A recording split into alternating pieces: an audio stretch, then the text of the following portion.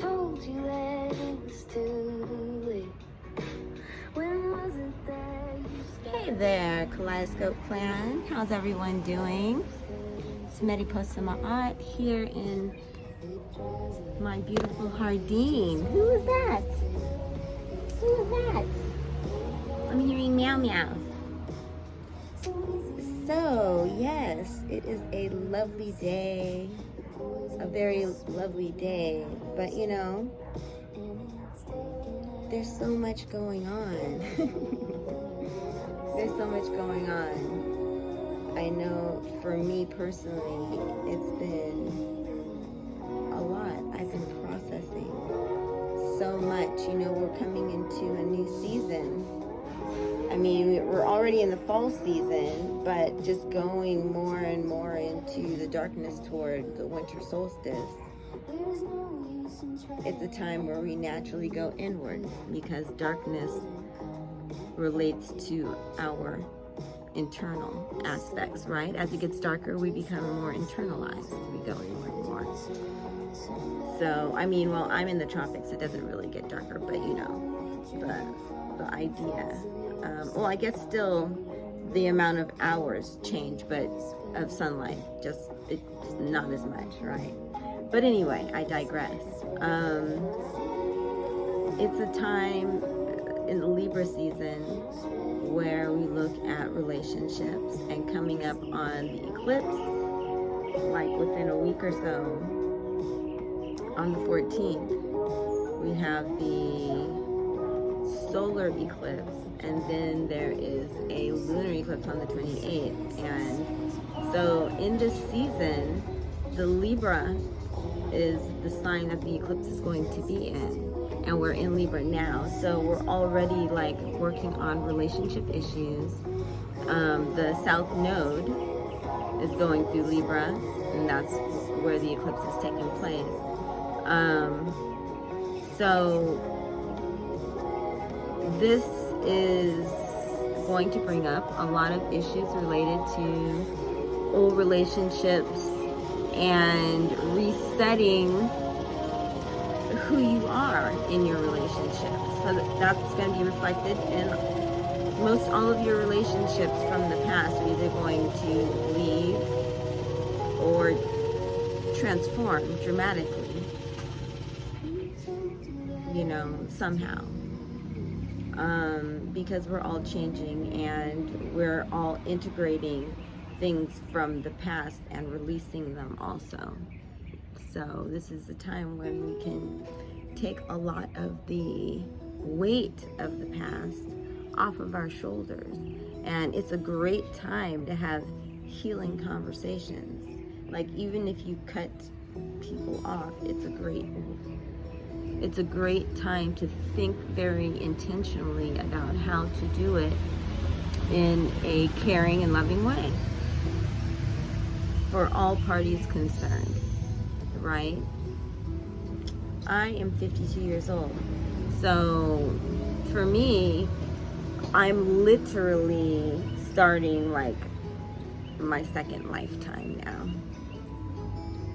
So my past lifetime needs to be, you know, I have been reviewing my past lifetime and how I functioned in it. You know, you have to look at things that you're not so proud of. That's when you have to do the shadow work, right? You have to look at it and you have to see where you went wrong. You have to ask yourself for forgiveness. And if you are strong enough, if you feel that you violated someone, then you can ask the other person for forgiveness.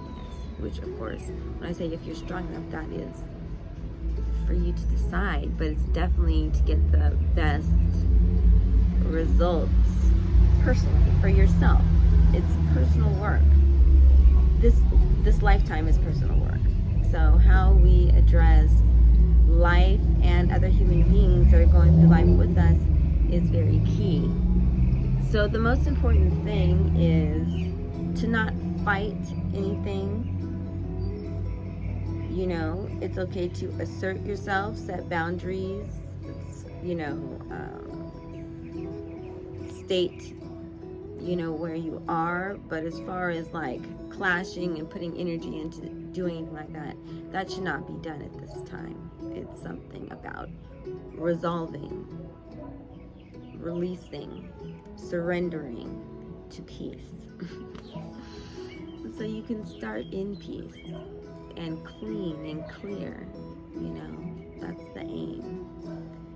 So yeah, it's a good time this week to really get out that notebook and write down things that you remember that are significant, and really see how you feel about it, and see if there's anything that needs to be done about that feeling that you have, you know, to set it right if it's not a good feeling. Yeah, take stock, take inventory, take responsibility and accountability. That's what time it is, so that you can be free. Yeah, so I've been going through that. I've been going through a lot of that, a lot of closure with people, a lot of communicating, a lot of attempting at communicating as best as I can, and it being received and or not received. But me being at peace with it, because that's the goal. It's peace. You know, at the end of the day, that's the goal. And anything that, you know, doesn't sit right with my spirit, then those are the exercises that you work on, you know, as far as what it means to you. Is, you know, what is the attachment? Because if you release the attachment, then you shouldn't have a heavy feeling about it anymore, right? You should. That's once you inspect it, you understand it, you forgive it. Like, you look at yourself as a different person in order to have the kind of compassion and empathy, you know, to allow yourself to move on with your life. You would say to another friend, listen, it's okay. You're worthy. Everyone makes mistakes sometimes, right? So as long as you're putting your best foot forward, that's really all that matters between you and spirit, right? So as you're communicating with people, you're doing it on behalf of spirit. Spirit is speaking through you. That's how we should see it. Now, that doesn't mean to spiritually bypass and act like, oh, it's not really me. No. You are in a person for a reason. You're giving someone else an experience with a person, and it is meant to serve as a lesson or uplifting experience, something. You need to understand what your purpose is in that interaction, and what your relationship is with that person in reality. Why are you interacting with that person? Because if it's based off of some kind of an attachment from the past, like maybe you didn't make the choice.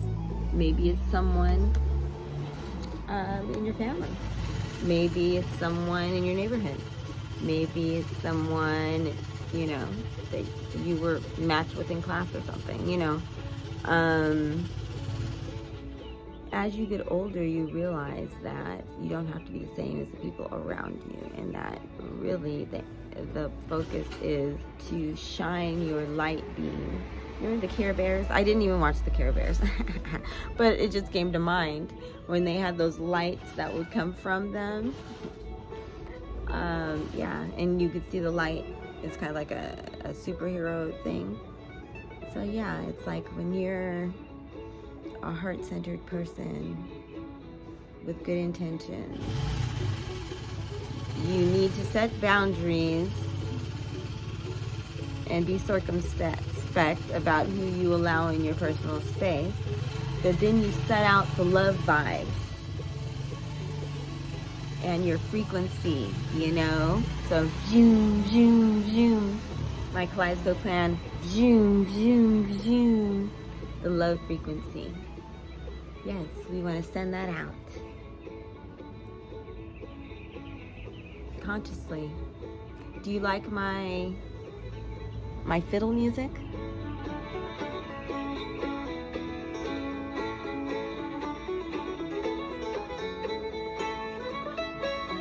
Yes, you know, African Americans, we handled that music. I don't know if that's from, that could actually be from what, Ireland? Possibly, but you know, I'm part Irish, so hey, all of it belongs to me. So anyway, yes, Libra season. Yee-hee.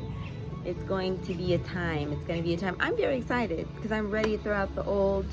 I have made so many changes in the past cycle. You know, I've been celibate. I've been celibate for over 3 years. You know, just focused on myself and my purpose and my life and what I like and how I like to move. So I am now starting to open up to the idea of connecting to other people where I'm in regular,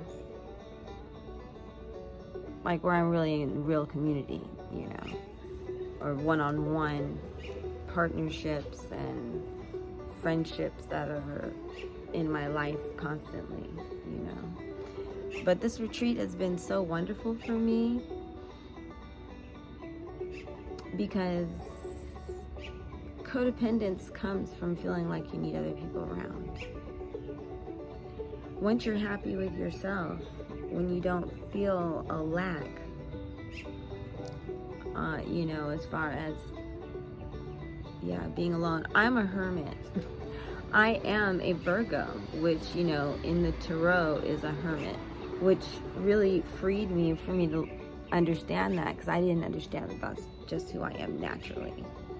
I really felt a lot of shame, I guess, about the feeling of liking to be alone, and because I never was allowed to have private space in my home when I was a child. I lived in a room with my sister, and we couldn't lock the doors. There were like 3 different doors that people could come through. And yeah, so anyway, I digress. I have grown myself, taking full control of my space, taking full control of my life. I'm still working on the details, but I'm not codependent anymore. Like, I don't move like that. I move independent, and I'm looking forward to interdependence, you know, because that's natural in community.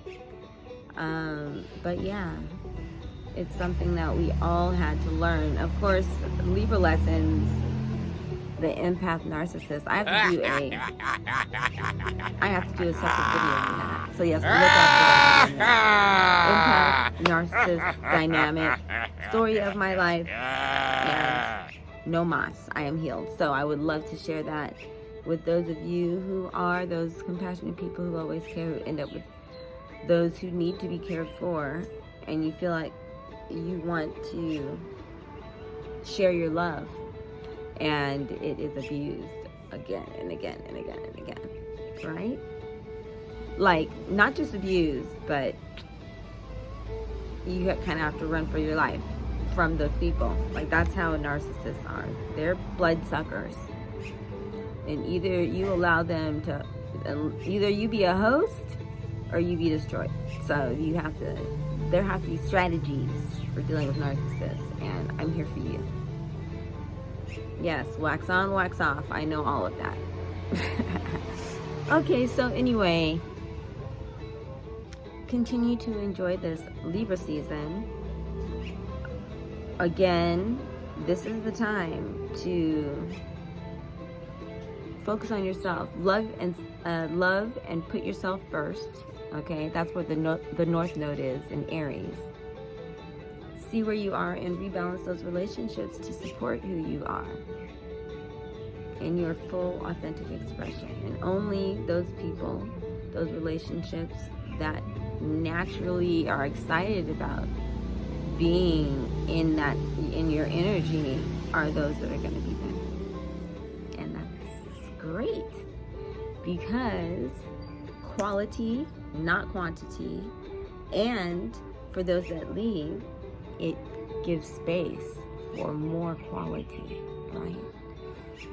That's also one of the tenets of any kind of magic. If you want something, you have to give up something. Once again, Kaleidoscope Klan, thank you so much for sharing this with me and watching the channel. And as always, continue to embody the sacred transformation. You can see the full garden tour in the next video. On that note, let me show you my Until next time. flowers as we close out